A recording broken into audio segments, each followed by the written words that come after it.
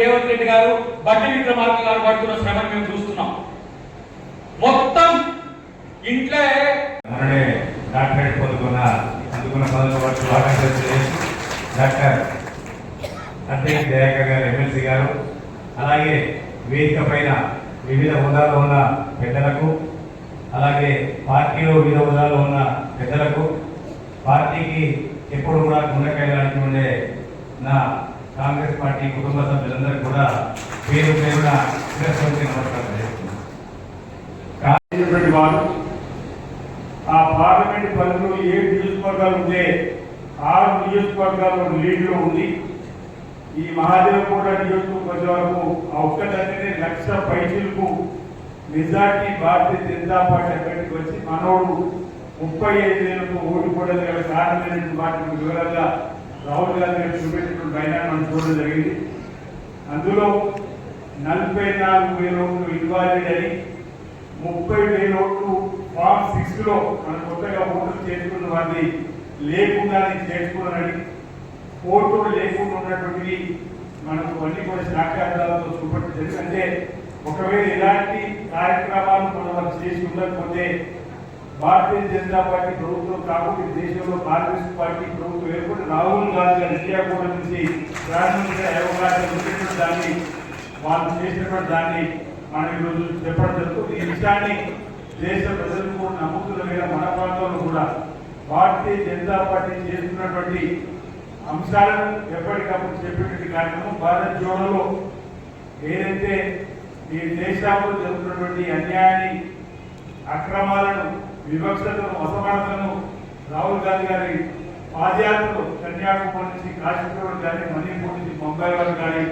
చేసినటువంటి పాదయాత్రలో భారతీయ జనతా పార్టీ ప్రభావం తగ్గి కాంగ్రెస్ పార్టీ ప్రభావం ఇండియా కూటమి ప్రభావం మెరుగుతున్న వేళ ఆ ఎన్నికలు 20 సీట్లు కానీ భారతీయ జనతా పార్టీ ప్రభుత్వం లేదు.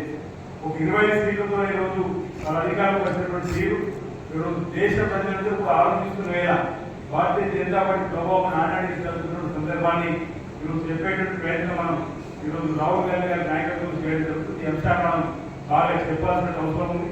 భారతీయ జనతా పార్టీ ప్రభుత్వం 11 సంవత్సరాల క్రితం మొదటిసారి అధికారంలో వచ్చినప్పుడు ఏటా 2-3 ఉద్యోగాలు ఇస్తుందని చెప్పని ఇప్పటికి 22 నుంచి 23 కోట్ల ఉద్యోగాలు ఇవ్వలేని సందర్భాన్ని, ఆ రోజు నల్లధనాన్ని ఎన్నికి తీసుకొస్తాం, పేదల ఖాతాలో వేస్తాం, జన్ ఖాతా తెరవండి, జనార్దన్ మీ ఖాతాలో 15 లక్షలు వేస్తామని 15 పైసలు వేయటువంటి వైనాన్ని మనం ఇప్పటికీ అనేక సందర్భాల్లో చెప్తున్నటువంటి సందర్భంలో గుర్తు చేస్తూ ప్రస్తుతం ఈరోజు ఈ అంశాన్ని అన్ని గ్రామాలు చూసిన నాయకత్వం ముందుగా ఒక అంశాన్ని చెప్పే ప్రయత్నం చేస్తూ ఇక్కడ ముస్తాబాలో చెప్పడం జరిగింది. యూరియాకి సంబంధించినటువంటి కొరత పైన నిన్నటి రోజు కేటీఆర్ గారు మాట్లాడిన మాటలు ఈ రాష్ట్ర ప్రభుత్వ పనితీరు తప్పుకొట్టే విధంగా ఈరోజు మన సకాలంలో రైతులకు ఎరువులు ఇవ్వలేకపోతుందని చెప్పినటువంటి మాటలో మనం ఈరోజు రైతుల పక్షాన్ని నిలబడేటువంటి ప్రభుత్వంగా ఈ ఖరీఫ్ సీజన్లో 9,80,000 మెట్రిక్ టన్నుల ఎరువులు అవసరం ఉన్నాయని చెప్పని మన తెలంగాణ రాష్ట్ర ప్రభుత్వ పక్షాన కేంద్రానికి ఇంటికి పంపిన వేళ 9,80,000 మెట్రిక్ టన్నులు మనకు అవసరమైనటువంటి వేళ. కానీ ఒక అడుగు ముందుకే వేసి బీజేపీ రాష్ట్ర అధ్యక్షులు రామచంద్రరావు గారు ఒక మాట మనందరం కూడా ఢిల్లీకి వెళ్ళాము. మేము 12 లక్షల మెట్రిక్ టన్ యూరియా ఇచ్చినాం, ఇంకా అదనంగా 3 లక్షలు ఇచ్చినాం, ఎక్కడ పోయిందో చెప్పండి అని చెప్పండి. కానీ మనకు అలిగేషన్ 9,80,000, మనకు అలిగేషన్ 9,80,000తో 12 లక్షలు ఎగరేసినామని చెప్పండి. మనందరం కూడా పెద్దలందరికీ దయాకర్తని కోరుకుంటూ అందరూ కాంగ్రెస్ పార్టీ పక్షాన్ని నిర్వహిస్తే కిమ్మనకు ఉన్నటువంటి భారతీయ జనతా పార్టీ వ్యూహం ప్రకారం మన తెలంగాణ యూరియాను తక్కువగా పంపుతున్న సందర్భంలో మనం ఈ ఎరువులను రాజకీయం చేయవద్దనుకున్నాం. ఎరువులకు సంబంధించి సకాలం అందకపోతే రాజకీయం చేయదలుచుకోవాలి. మనం కాంగ్రెస్ పార్టీ పక్షాన్ని కోరుతున్న రేవంత్ రెడ్డి గారు కానీ, తుమ్మల నాగేశ్వరరావు గారు కానీ కేంద్ర ప్రభుత్వం ఒత్తిడి పెంచి యూరియాని తీసుకురావాలని మనం ప్రయత్నం చేస్తున్నాం. నిన్నటి రోజు వరకు మనకు నిన్న 20వ తారీఖు దగ్గర ఉన్నాయి, కేంద్ర ప్రభుత్వం దగ్గర ఉన్నాయి, కేటీఆర్ గారికి కూడా తెలుసు. కానీ నిన్న కేటీఆర్ గారు ఈ అంశాన్ని రాజకీయం చేసే ప్రయత్నం చేస్తుంది కాబట్టి ఇక్కడ చెప్పేటువంటి ప్రయత్నం చేస్తాము. దయచేసి ఈ అంశాన్ని నేను నోట్ చేసుకోవచ్చు. మీకు ఈ మీటింగ్ అయిపోయినాక దీనికి పంపే ప్రయత్నం చేస్తా. దీన్ని మీరు అన్ని గ్రామాల్లో కూడా రైతులకు చెప్పేటువంటి ప్రయత్నం, రైతులు ఎవరు ఆందోళన చేయడం ఉండే విధంగా చేయాలని చెప్పండి. ఈరోజు ఖరీఫ్ ఈ 2020 సీజన్ ఇంతకు చెప్పినట్టు 9,80,000 మెట్రిక్ టన్నులు మనకు అవసరం ఉంటే నిన్న డేట్ ఆగస్టు 20 తారీఖు వరకు, నిన్న ఆగస్టు 20వ తారీఖు 2020 ఖరీఫ్ సీజన్ కు ఈ 9,80,000 మనకు అలికేషన్ ఇవ్వాల్సిన కేంద్రం 8,30,000 మెట్రిక్ టన్నుల ఎరువుల్ని నిన్నటి వరకు మనకి ఇవ్వాలి. కానీ మనకి ఇచ్చింది నిన్నటి వరకు సప్లై చేసింది 5,42,000 మెట్రిక్ టన్నులు మాత్రమే. అంటే లోటు ఎంతుంది, గ్యాప్ ఎంతుంది? 2,88,000 మెట్రిక్ టన్నుల యూరియాను ఢిల్లీ ప్రభుత్వం, మీరు భారతీయ జనతా పార్టీ ప్రభుత్వం మనకు పంపలేదు తెలంగాణకు. ఇది కక్షసారి పౌరా కాదని కేటీఆర్ గారు కేంద్ర ప్రభుత్వాన్ని ఎందుకు నిలదీయలేదని అడుగుతాం. రాష్ట్ర ప్రభుత్వం నిలదీయడం కాదు కేటీఆర్ గారు, కేంద్ర ప్రభుత్వం నిలదీయమని చెప్తున్నాం. 10 సంవత్సరాలుగా మీరు మంత్రిగా వెలువబెట్టింది అధికారాన్ని. ఆ సమయంలో యూరియా కేంద్రం నుంచి వచ్చిందా, ఈ రాష్ట్ర ప్రభుత్వం తయారు చేసి ఇచ్చిందా? ఆనాడు కేంద్రం నుంచి వచ్చిన యూరియానే మీరు సప్లై చేసినటువంటి సందర్భం. మరి ఈ రోజు కేంద్రం నుంచి వచ్చి యూరియాని సప్లై చేసే కార్యక్రమంలో గౌరవ ముఖ్యమంత్రి రేవంత్ రెడ్డి గారి నాయకత్వంలో, తుమ్మల నాగేశ్వర నాయకత్వంలో అన్ని ప్రాంతాలు వచ్చిన సమంగా పంచేటువంటి కార్యక్రమం చేస్తుంటే రైతులలో ఉన్న ఆందోళనకు మీరు పార్టీ ప్రభుత్వానికి మద్దతు చెప్పి కేంద్ర ప్రభుత్వం పెట్టే ప్రయత్నం చేసి తొందరగా ఇమ్మని కోరాలి తప్ప ఈరోజు మమ్మల్ని మీరు విమర్శించే ప్రయత్నం చేస్తుంటే మీరు బీజేపీతో చేతులు కలిగినట్టుగా నాకు సందర్భంగా మరో మాట అన్నాడు. మాకు ఎవరైతే యూరియా ఇస్తారో వారికి మా మద్దతు, అంటే బీజేపీ మాట చెప్పాడు. అంటే నువ్వు బీజేపీకి మద్దతు చెప్తున్నట్టు చెప్పినట్టు కదా. అరే నువ్వు పద్ధతి ప్రకారం మా రాష్ట్రం కావాల్సిన ఎరువులు ఇస్తే ఆ రైతులు ఎందుకు ఆందోళన చేస్తున్నామని అంటున్నాం. అందుకే రైతుల పక్షాన మనం నిలబడేటువంటి ప్రయత్నం చేస్తున్నటువంటి సందర్భంలో మన పార్లమెంట్ సభ్యులు పార్లమెంట్ బయట లోపల మా తెలంగాణకి యూరియా ఇవ్వాలని చెప్పండి ఈరోజు ధర్నా నిరసన చేసే క్రమంలో పెద్దలు మన ప్రియాంక గాంధీ గారికి మద్దతు చెప్పారు. కానీ భారతీయ జనతా పార్టీ సంబంధించిన పార్లమెంట్ సభ్యులు ఎక్కడ పోయినట్టు అడుగుతాము, బీఆర్ఎస్ సంబంధించిన పార్లమెంట్ సభ రాజ్యసభలో ఎక్కడ పోయినట్టు అడుగుతున్నా. కాబట్టి మన గ్రామాల్లో రైతులకు దయచేసి ఆందోళన పడమని చెప్పాలి. నిన్నటి రోజు కూడా సుమన్ నాగేశ్వర గారి దగ్గర జిల్లాకు సంబంధించిన ముఖ్య నేతలతో పెద్దలు ఏక మందిరెడ్డి గారు ఒక కార్యక్రమం కాకపోవడం జరిగింది, చెప్పడం జరిగింది. ముఖ్యమంత్రి గారి ద్వారా కేంద్ర ప్రభుత్వం నిధులు పెంచడం, ఈ రోజు ప్రత్యేకంగా ఎరువులకు సంబంధించి కూడా రాబోతా ఉంది. వాటన్నిటి కూడా రైతాంగాన్ని పంపేటువంటి కార్యక్రమం చేసినట్టు బాధ్యత ఉంటుంది. ఈరోజు బీఆర్ఎస్ బీజేపీ కుమ్ముకై ఈరోజు రైతాంగాన్ని పడుతున్నటువంటి ఇబ్బందిని ఎప్పటికప్పుడు రైతాంగాన్ని చెప్పేటువంటి కార్యక్రమం తీసుకోవాల్సింది. ఈ సందర్భంగా నేను కోరుతూ, అంటే ఇది కరెక్ట్ ఐటమ్, ఇబ్బందికరమైన వాతావరణం ఉన్నటువంటి సందర్భం కాబట్టి మీ అందరికీ చెప్పే ప్రయత్నం చేస్తూ ఇప్పుడు ఏదైతే నిన్నటి వరకు మనకు అలిగేషన్ సంబంధించింది వాట్సాప్ గ్రూప్ లో పంపిస్తా. ఆయా గ్రామంలో ఉన్నటువంటి రైతులకు చెప్పే ప్రయత్నం చేయవలసింది ఇక్కడ ఉన్నటువంటి అందరూ కూడా నేను కోరుతూ, మరి ఈ కార్యక్రమాన్ని ఉద్దేశించి ప్రకృతి గారు, అదేవిధంగా మన అధ్యక్షుడు దయాకర్ గారు మాట్లాడే కంటే ముందు మహేందర్ రెడ్డి గారు 2 నిమిషాలు మాట్లాడుకోవాలనుకుంటున్నారు. కాంగ్రెస్ పార్టీ ఒక మౌన విప్లవం లెక్క వచ్చింది. ఇక్కడ ప్రజల్లో కరీంనగర్ అంటే ఉద్యమాల కిల్లా ఒక పెద్ద సంకేతం ఇచ్చింది. ఇలా సోనియా గాంధీ గారు సంతోషపడుతుంది. ఎందుకంటే కరీంనగర్ గడ్డ మీద ఆమె తెలంగాణని ఇస్తా అని చెప్పి ఈ రోజు చెప్పిపోయిన తల్లి. ఇలా కరీంనగర్ బిడ్డల యొక్క కష్టాలే కాదు, తెలంగాణ ప్రజల కష్టాలు తీర్చడంలో మీరు కరీంనగర్ జిల్లా ఓటర్లుగా, కాంగ్రెస్ కార్యకర్తలుగా, ప్రజలుగా మీరు చేసిన గుర్తింపును ఎప్పటికి కూడా పార్టీ మర్చిపోదనే విషయాన్ని గుర్తుపెట్టుకోండి మిత్రులారా.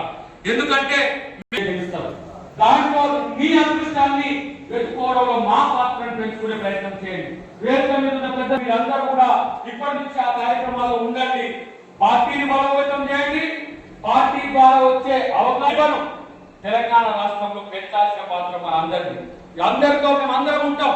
ఈ రోజు ఆది శ్రీనివాస్ గారు మీకు ఇక్కడ వేములవాడకు ఎమ్మెల్యే కావచ్చు, కానీ రాష్ట్రంలో వారు విప్పుగా ఉన్నారు. రేపు అదృష్టం కలిసి వస్తే వారికి ఇంకా మంచి పదవులు కూడా వచ్చే అవకాశం లేకపోలేదు. మా మహేంద్రన్న నేను దాదాపు 20 సంవత్సరాల నుంచి నేను చూస్తున్నా. పోరాటమే లక్ష్యంగా పనిచేస్తున్నాడు, పోరాటమే నా ధ్యేయంగా పనిచేస్తున్నాడు. ఒకసారేమో ఓట్లతో ముంచిండ్రు, ఒకసారేమో మిషన్లతో ముంచిండ్రు. ఇక ఇప్పుడు మాత్రం ఆగేది లేదు. రేపు సిరిసిల్లలో కాంగ్రెస్ జెండా ఎగరాలి. సంబంధించిన వీడియో మీకు చూపించిండు. ఆ వీడియో మిగతా కూడా తెలుగులో చేసి వాట్సాప్ లో పెట్టాలి. ఎందుకంటే 40 మినిట్స్ ఉంటుంది, అది ఇంగ్లీష్ లో హిందీలో ఉంది కాబట్టి అన్నలకు కొంత వివరణాత్మకంగా ఉండాలి కాబట్టి దాన్ని చేసి పెట్టాను. కాబట్టి అదొక మంచి కార్యక్రమం. అది మొట్టమొదట తెలంగాణలో ఆది శ్రీనివాస్ గారు, కేకే రెడ్డి గారి నేతృత్వంలో ఇక్కడ జరిగినందుకు సంతోషం. ఫస్ట్ నేనెందుకు వచ్చిందో మీకు చెప్తా. పార్టీ కొరకు పనిచేసే అవకాశం కావాలనుకుంటున్న అందరి చేతులు లేవండి. పార్టీ కొరకు పనిచేసే అవకాశం కావాలని కోరుకున్నారు. మీరు గ్రామ స్థాయిలో, మండల స్థాయిలో, నియోజకవర్గ స్థాయిలో, జిల్లా స్థాయిలో, రాష్ట్ర స్థాయిలో మీ యొక్క అర్హతలు ఇప్పటికే పరిశీలనలు ఇచ్చుకున్నారు. మొన్న కూడా దాని మీద కరీంనగర్లో మనకు సమావేశం కూడా ఏర్పాటు చేస్తున్నాం. మీరు ఇంకా స్థానిక నాయకత్వంతో పాటు మీరు జిల్లా నాయకత్వాన్ని కూడా ఒప్పించుకునే ప్రయత్నం అనేది కాదు. మీ యొక్క సామర్థ్యాల దగ్గర చర్చ జరుగుతున్న క్రమంలో ఒకసారి పర్సివేషన్ చేసుకోండి. ఎందుకంటే ఫైనల్ అయ్యే టైం వచ్చింది కాబట్టి అని చెప్పుకోవడానికి ఇక్కడికి వచ్చిన మిత్రులారు. మీనాక్షి నటరాజు గారి యొక్క సందేశం ఏంటంటే, నేను కొత్త శాలువా ఉన్నట్టే కొత్త నాయకత్వానికి కూడా అవకాశం ఇవ్వాలని ఆమె కోరింది. ఈ వేదిక నుంచి నా ఇద్దరు పెద్దలకు కూడా విజ్ఞప్తి చేస్తున్నా. మండల స్థాయిలో, గ్రామ స్థాయిలో వివిధ రకాల ఎస్సీ సెల్ కానీ, ఎస్టీ సెల్ కానీ, ఓబీసీ సెల్ కానీ, మైనారిటీ సెల్ కానీ, ఎన్ఎస్పీ కానీ, యూత్ కాంగ్రెస్ కానీ సుదీర్ఘకాలంగా పనిచేసే వాళ్లకు మండల స్థాయి వరకు 25 ఏళ్ల నుంచి 40 ఏళ్ల వరకు ఉన్న యువకులకు అవకాశం కల్పించమని వారు డిమాండ్ చేసింది. కాబట్టి అలాంటి పేర్లను మీరు సూచించడంతో పాటు ఇక్కడ పరిశీలకులుగా వచ్చిన వాళ్ళు కూడా మీ యొక్క సామర్థ్యాలతో చర్చ చేసి ఉన్నారు. ఆ ప్రయత్నం ఒకటి. జిల్లా స్థాయిలో పదవుల కొరకు పార్టీ అధ్యక్షుల వారితో పాటు ముఖ్య నాయకత్వం అంతా కూడా కొన్ని పేర్లను సూచించింది. ఆ పేర్లలో మీ పేరు కూడా ఉండేందుకు మీరు ప్రయత్నం చేయండి. ఎందుకంటే ఏం మాట్లాడుతుందంటే, ఎక్కువ మంది సిరిసిల్లనే అతి ఎక్కువగా అభ్యర్థులు వచ్చిన జిల్లా. పేరుకు చిన్న జిల్లా అయినా నాకు తెలిసి 1700 పైసలకు అప్లికేషన్స్ వచ్చినాయి. 1700 మంది పార్టీకి ఇక్కడ పనిచేయడానికి మేము సిద్ధంగా ఉన్నాం. మీరు ఏ పదవి ఇచ్చినా చాలు అని చెప్పి ఈ రోజు ముందుకు వచ్చినందుకు సిరిసిల్లకు మీరు శిరస్సు వచ్చి నేను నమస్కారం చేస్తున్నాను. ఎందుకంటే పెద్ద పెద్ద జిల్లాల్లో కూడా ఎంత పెద్ద ఎత్తున రాలి. కాబట్టి దీన్ని బట్టి చూస్తే మనం ఇలా వివరాలు గెలిచినాం. సిరిసిల్లకు వెళ్తామా? సిరిసిల్లకు వెళ్తామా? వచ్చేసారి గెలిచేటట్లే ఉండదు. దాని వరకు నేను కూడా మహేంద్రకు తోడుగా ఉంటా, ఒక చిన్న తమ్ముడిగా అని చెప్పి నేను అన్ని చేస్తున్నాను. ఎందుకంటే ఈ రోజు ఇక్కడ జరుగుతున్న పరిణామాలన్నీ కూడా మనం రాజకీయం చర్చించుకున్నాం తర్వాత. కానీ ఈ సమావేశాలు ఎందుకు పెడుతున్నాం ప్రతిసారి అని చెప్పి మీకు ఒక డౌట్ అనుమానం రావచ్చు. ఎందుకంటే 620 జిల్లాల పైచిలుకు ఈ దేశంలో జిల్లాలు ఉన్నాయి. మన పార్టీ సంస్థాగత నిర్మాణాల్లో సుదీర్ఘకాలంగా పెండింగ్ ఉన్న పదవులన్నింటినీ, పార్టీ పదవులన్నింటినీ కూడా ఫిల్ చేయాలనే ఉద్దేశంతో తెలంగాణని ఎంచుకోవడం యొక్క కారణం ఏంటంటే, ఇక్కడ పోయినసారి మన యొక్క సభ్యత్వాల నమోదు అత్యంత అధికంగా ఉన్న ప్రాంతం తెలంగాణ. కాబట్టి గౌరవ పెద్దలు మల్లికార్జున ఖర్గే గారు, మన ప్రతిపక్ష నాయకుడు రాహుల్ గాంధీ గారు, మీనాక్షి నటరాజన్ గారితో పాటు మన రాష్ట్ర అధ్యక్షుడు మన మహేష్ కుమార్ గౌడ్ గారు ఆలోచన చేసి ముఖ్యమంత్రి గారికి మనం మన నాయకులకు మన మీరందరి కృషి వల్ల మేము ఈరోజు పదవుతో అధికారంలో ఉన్నాం. మీ వల్లనే ఎమ్మెల్యే అయినరు, మీ వల్లనే ఎంపీ అయినరు, మీ వల్ల మీరు గెలిపించిన వాళ్ళు మమ్మల్ని ఎమ్మెల్సీలను చేసిండ్రు. కానీ ఇప్పుడు మీ వంతు వచ్చింది కాబట్టి మిమ్మల్ని గెలిపించడానికే ఈ కార్యక్రమం అనే విషయాన్ని మీరు గుర్తుపెట్టుకోవాల్సిన అవసరం ఉంది. ఇక్కడ ఎవరి మీద ఎవరేం చెప్పుకోవాల్సిన అవసరం లేదు. మీ బలం చెప్పుకోవడానికి ఒక ప్రయత్నం చేయండి. ఇక్కడ పార్టీ పదవులు, రెండవది ప్రభుత్వ పదవులు. ప్రభుత్వ పదవుల్లో రేపు వచ్చే స్థానిక సంస్థల్లో సర్పంచ్ గా పోటీ చేసే వాళ్ళు కానీ, ఎంపీటీసీగా పోటీ చేసే వాళ్ళు కానీ, జెడ్పీటీసీగా పోటీ చేసే వాళ్ళు కానీ, మున్సిపల్ కౌన్సిలర్ నుంచి చైర్మన్ వరకు ఉండే ఎన్నికల్లో అది ఒక భాగం. రెండవది కార్పొరేషన్ పదవుల్లో ఇప్పటికే పేర్లు చాలా వరకు వచ్చినాయి. రేపు ప్రతి నియోజకవర్గానికి 2 అంటే ఆది శ్రీనివాస్ గారు నాకు 4-5 వరకు ఇవ్వాలని చెప్పేసి 8 అడిగిడు. 8 ఇవ్వాలని చెప్పి మహేంద్ర కూడా నాకు తక్కువ అంటే మనకున్నాయి 400 డైరెక్టర్, తర్వాత మెంబర్ యొక్క ఖాళీ ఉన్నాయి. మరి ఎక్కువ డిమాండ్ ఉన్నది కాబట్టి ఆ 400లో 119, 2 అని అంటే మీకు 240, 250 వరకు పోతే మిగతావన్నీ కూడా పని చేసిన నియోజకవర్గాలకు పెంచడానికి కూడా అవకాశం ఉందని చెప్పి తెలియజేస్తూ, ఆ అవకాశాల్లో చాలా మంది ఇప్పటికే నా ముందు చేపడుతున్న వాళ్ళ పేర్లు కూడా కొన్ని పరిస్థితుల్లో ఉన్నాయి. కాబట్టి నేను ఏమంటున్నానంటే అధికారం వచ్చింది మాకేమొచ్చింది అనేది కాకుండా, అధికారం వచ్చింది మీకు ఇవ్వడానికి కాంగ్రెస్ పార్టీ మీ ముందుకు వచ్చిందని చెప్పాల్సి కేవలం కార్యకర్తలను, నాయకులను వాళ్ళ యొక్క పని తీసుకోవడమే కాదు, వాళ్ళకి అవకాశాలు ఇవ్వాలని. నాకు మీతో మాట్లాడుతుంటే ఇటువైపు అమలు కనపడుతున్నాం. మీనాక్షి నటరాజన్ గారు చెప్పిండు, రేపు పార్టీ పదవుల్లో, ప్రభుత్వ పదవుల్లో 33% పైచిలకు మహిళలకు అవకాశాలు కల్పించాలని చెప్పిండు. అది గౌరవ పెద్దలు కూడా వాటిని గమనంలోకి తీసుకుంటారని నేను కోరుకుంటున్నాను. ఎందుకంటే రేపు డీలిమిటేషన్ తర్వాత మహిళా బిల్లు వస్తే మనం సాధికారితో ఉండే మహిళలకు కూడా రేపు అవకాశం ఇచ్చే అవకాశం ఉంటుంది. కాబట్టి మహిళా ప్రాతినిధ్యాన్ని కూడా పెంచాల్సిన బాధ్యత ఉంది మిత్రులారా. కాబట్టి ఈ రోజు మీరందరూ కూడా ఏ పదవుల కోసం చేస్తున్నారని ఈ మీటింగ్ తర్వాత ఓపికన్నంత వరకు ఒక్కొక్క నిమిషం 2 నిమిషాలు ముఖ్యులు ఏమైనా మాట్లాడితే అది మీడియా ప్రయత్నం చేస్తా. కానీ మీరు ఒకటే గుర్తుపెట్టుకోండి, పదవులు చాలా ఎక్కువగా ఉన్నాయి, పదవులు చాలా ఉన్నాయి. వాటిని పంచడానికి సమస్య కాదు. వాటిని ఎవరైతే ప్రతిభతో పాటు పార్టీ కొరకు సేవ చేసిందో దానికి ఒక కటాఫ్ కూడా పెట్టింది. 2017 కంటే ముందు ఉన్న వాళ్ళకు ప్రాధాన్యతతో పాటు 2017 తర్వాత వచ్చిన వాళ్ళకు కూడా ఒక పరిమితితో కూడిన అవకాశాలు కల్పించాలనేది ఉన్నది. కేవలం కాంగ్రెస్ లో సుదీర్ఘకాలంలో ఉన్న వాళ్ళే కాదు, ఎంతో త్యాగాలు చేసి అక్కడ అన్యాయం జరిగి ఈ పార్టీకి వచ్చి ఈ పార్టీలో నాయకులు గెలుచుకోవడానికి ప్రయత్నం చేసిన వాళ్ళకు అవకాశాలు కల్పించాలని పార్టీ యొక్క ఆలోచన.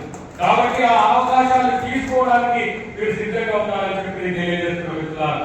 ఇది పార్టీ సంస్థాగత నిర్మాణాలతో పాటు ప్రభుత్వ పదవులను ఈ రోజు మన నాయకులు ఆర్ శ్రీనివాస్ గారు కానీ, మైత్రెడ్డి గారు కానీ, ఉమ్మడి జిల్లాలో ఉన్న పెద్ద నాయకులందరూ కూడా అటు పొన్నం ప్రభాకర్ గారు కానీ, ఇటువైపు దుద్దిల శ్రీధర్బాబు గారు కానీ, మనకు అడ్డూరు వెంకట కుమార్ గారు కానీ, ఈ రోజు 3 మంత్రులు మనకు ఉన్నారు. పెద్దపల్లి జిల్లా కూడా మన పెద్దపల్లి నియోజకవర్గం పార్లమెంట్ లో తీసుకుంటే వివేక్ గారు కూడా 4 మంత్రులు ఈ జిల్లా ఉమ్మడి జిల్లాకు ఉన్నారు.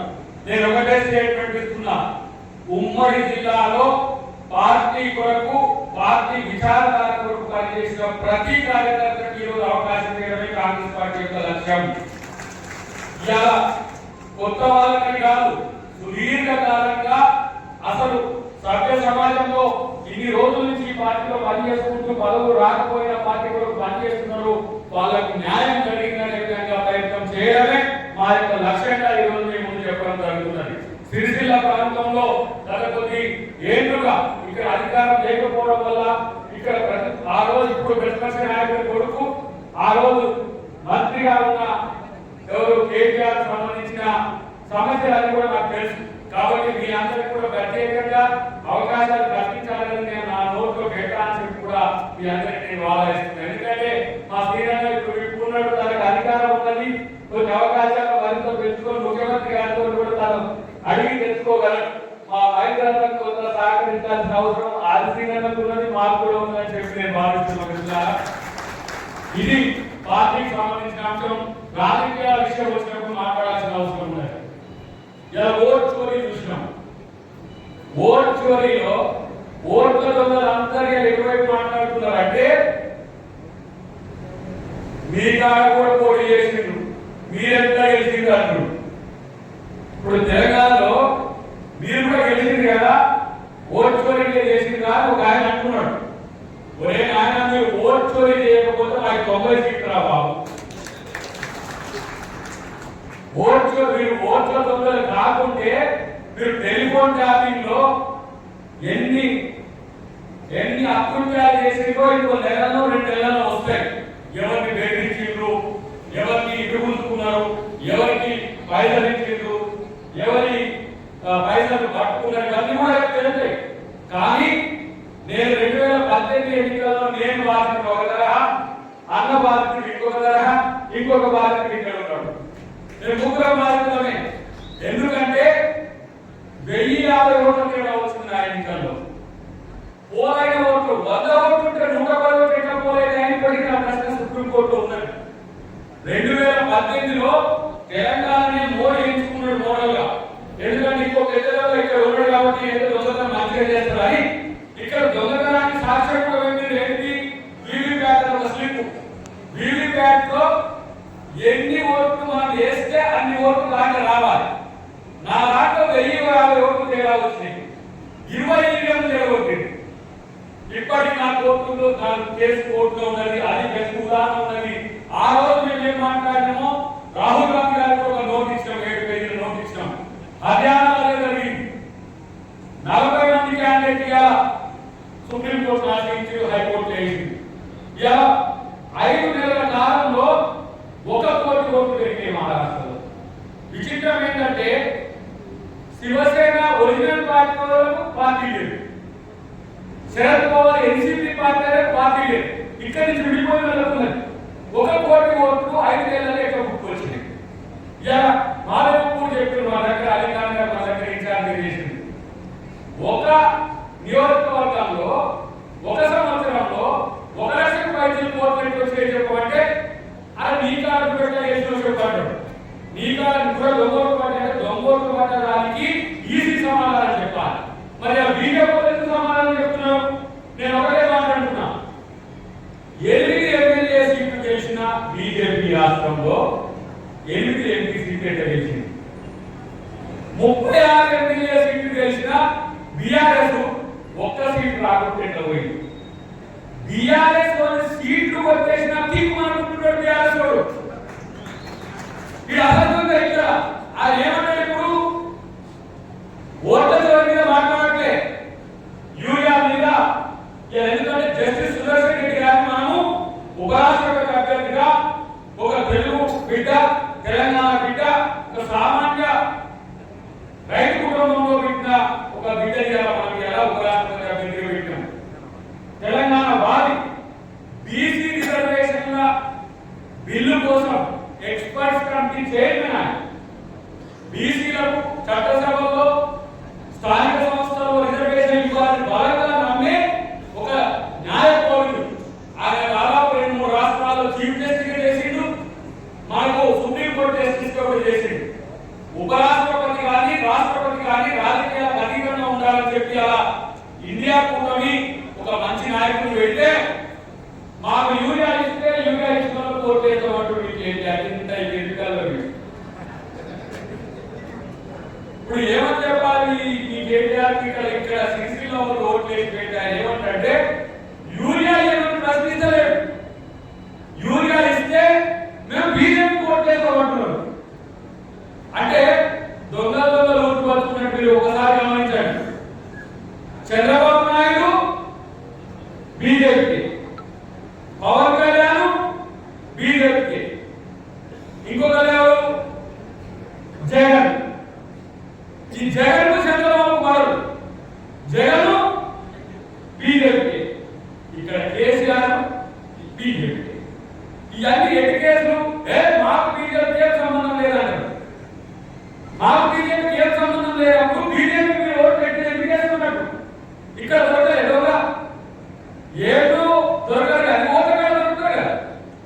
ఇవాళ యూరియాకు ఓటుకు లింకు పెట్టిన నువ్వు ఇన్ని రాష్ట్రాల్లో యూరియా రావట్లేదు, ఇన్ని రాష్ట్రాల్లో యూరియా రావట్లేదు. ఒక డిక్లేర్ చేయడం ఏ ఒక్క రాష్ట్రంలో కూడా యూరియా రాకుండా ఉండట్లేదు. ఒక్క తెలంగాణకే యూరియా ఎందుకు ఇస్తలేదు? హిమాచల్ ప్రదేశ్ వనరులు ఉన్నాయి, ఇలా జార్ఖండ్లో సమస్య రావట్లేదు. మన రాష్ట్రాలు మనం కొత్తగా ఉన్న రాష్ట్రాలు, ఇలా కర్ణాటక కూడా సమస్య లేకుండా అయిపోయింది. తెలంగాణకు మాత్రం ఎందుకు ఇస్తలేదంటే తెలంగాణ ముఖ్యమంత్రి మోడీకి సమస్య అవుతున్నాడు. ఎందుకంటే ఇలా బీసీపీని తీసుకొచ్చి ఆయన కాళ్ళకు బాధ వేసింది. ఇలా తెలంగాణ మోడల్ అంటే కుల జనగణన చేయమనేది ఇందులో ఏమన్నా బీజేపీ వాళ్ళు ఈ కాంగ్రెస్ పార్టీ కులాల వారి ఏంటి కదా అని మళ్ళీ మనం కుల జనగణన చేసే వరకు రేపు రివైజ్గా చేయబోతున్నాం. జనగణనలో కుల జనగణన చేసింది ఇవాళ బీజేపీ పార్టీ. ఎందుకంటే ఓన్లీ రాహుల్ గాంధీ వల్ల, రేవంత్ రెడ్డి గారి వల్ల గుర్తుపెట్టుకోండి. మనం ఈరోజు ఇంత ప్రయత్నం చేస్తున్నది ఏంటంటే జిల్లాలను బలం చేసుకుంటున్నాం, రాష్ట్రాలను బలం చేసుకుంటున్నాం, రేపు దేశాన్ని బలం చేసుకుంటున్నాం. ఎందుకంటే రేపు రాబోయే కాలానికి కాబోయే ప్రధానమంత్రి రాహుల్ గాంధీ చేసే లక్ష్యంతో పోతున్నాం. కేసీఆర్ కొడుకు కాకపోతే ఏం కేటీఆర్ సున్నా కదా. ఇవాళ అన్ని అబద్ధాలు మాట్లాడుతున్న మిత్రుడు. ఎందుకంటే అబద్ధాలతోని ప్రాపగండాతోని ప్రజల్ని మధ్య పెట్టాలని చూస్తే ప్రజలేం తెలియకపోలేదు. మీ చేతిలో ఆయుధం ఉంది, సెల్ ఫోన్. మా గొర్రెకాడికి పోయే మా మల్లన్న చూస్తూనే ఉండు, బల్లకాడికి పోయే మా ఎల్లలు చూస్తూనే ఉండు, పని చేసుకునే మా రెడ్డి చూస్తూనే ఉన్నాడు, వ్యవసాయం చేసుకునే ప్రతి ఒక్కరు చూస్తూనే ఉన్నారు. నేను చెప్పేలాంటి ఎంత నిజాయితీ ఉందో, మీరు చెప్పేలాంటి ఎంత నిజాయితీ ఉందో ప్రజలకు తెలుసు. కానీ అబద్ధాలు ఆడడంలో దిట్టగా మనోడు కేటీఆర్ మాట్లాడే పరిస్థితి. మీరు అబద్ధాలు చెప్పే కేటీఆర్ ఎన్నుకోవడం ద్వారా వచ్చేది ఏంటంటే రాష్ట్రానికి మొత్తం అవతార కోర్టు తయారు చేసినట్టే లెక్క. లేకపోతే మీరు చెప్పండి, ఎందుకు ఈరోజు యూరియాకు సంబంధించిన అంశంలో తెలంగాణ రైతులకు అన్యాయం జరుగుతుంటే బీజేపీ మీద పోరాడట్లేదు చెప్పండి. కాంగ్రెస్ పార్టీ మీద నింద చేసుకుంటూ చేతగాని కాంగ్రెస్ పార్టీ అంటే తప్పితే ఇవన్నీ బీజేపీని ప్రశ్నించకపోతే మీరు ఎటువైపు ఈ రోజు రైతుల వైపు బీజేపీ వైపు చేసుకోవాల్సిన అవసరం ఉందని చెప్పి తెలియజేసినట్టుగా మాట్లాడుతారు. అరే ఇప్పుడు శ్రీపాదపల్లి నుంచి కదా వచ్చేది, నీళ్ళు ఇప్పుడు వచ్చేది స్వీట్ మానేరికి వెళ్ళాం మీకు వచ్చేది. మీరెక్కడ కట్టిందా స్వీట్ మానేరు? ఇవాళ నేను అంటున్నా, శ్రీపాద ఎల్లంపల్లి శ్రీపాదరావు గారి పేరు మీద కాంగ్రెస్ ప్రభుత్వం 20 టీఎంసీ ఒక ప్రాజెక్ట్ కట్టే ఇప్పటికీ ఇరుసు అదే. అక్కడి నుంచే ఎక్కడికైనా నీళ్ళు పోవాలి. ఇప్పుడు మేము చూసుకుంటూ వచ్చినాం. ఈ పోతే విద్యాసాగరరావు గారు ఊరికి ప్రాజెక్ట్ అది ఎక్కడ కూడా కంప్లీట్ మనసాగర్ అక్కడే ఉంది. రంగనాయక సాగర్ ఒకటి అయింది. 3 బిడ్డ కూడా కట్టి ఆ బిడ్డ కూడా ఎందుకు పగిలే కాదు బాబులు పెట్టినారు. అలా బాబులు పెట్టుకొని కళ్యాణం నువ్వే ప్రభుత్వం ఉన్నావు కదా. ఆగస్టులో మీ ప్రభుత్వం ఉంది, మనకు ఓదించి అక్కడికి కాలు పెట్టలే, కోలరాం పెట్టలే, ఆకులు పెట్టలే. అసలు సొంత ప్రాపర్టీ లేక కాళేశ్వరం మేడారం సుందిల్ల అన్నారు. మరి అది ఎందుకు కలిగిందంటే కింద ఒక బాంబులు పెట్టినట్టు ఉండాలి. కింద బాంబులు పెడితే కింద పలగాలి కదా, ప్రైవేట్ కలిగింది. కింద పెట్టి కాలు కలిగిందా? కింద ముందే ఉంది. పోనీ ఎవరో బాంబు పెట్టినట్టు కదా. సుందిలకు బొమ్మ ఎవరు పెట్టింది? సుందిలకు బొమ్మ కూడా బాంబు పెట్టిందా అంటే అలా సోయి లేకుండా రైలు అబద్ధాలు. ఎందుకంటే మీకు కేటీఆర్ చెప్పాలి కాబట్టి చెప్తున్నా. ఇవాళ కరీంనగర్ సంబంధించి కానీ, ఉత్తర తెలంగాణకు సంబంధించి కానీ, శ్రీరామ్ సాగర్ నుంచి మొదలుపెట్టి ప్రతి ఒక్క ప్రాజెక్ట్ ఇక్కడ చిన్న మధ్య తరహా మామూలు చిన్న మన ఎర్త్ డ్యామ్ చేసినప్పుడు కాంగ్రెస్ పార్టీ చేసింది. మీ వల్ల 1,00,000 కోట్లు నష్టపోయి 1,00,000 కోట్లు నష్టపోయి ఆ పేద ప్రజలకి ఇంటిస్తున్న 3,500 ఇళ్ళు, ఒక నియోజకవర్గానికి 3,500 ఇస్తున్నారు. మళ్ళీ పెద్దలందరూ కలిసి ముఖ్యమంత్రి గారిని అడిగారు 3,500తో మనం అందరం సాటిస్ఫై చేయలేకపోతున్నామని. మళ్ళా 3,500 ఇళ్ళపై కాంగ్రెస్ ప్రభుత్వం ఇల్లు అంటే ఇందిరమ్మ ఇల్లు.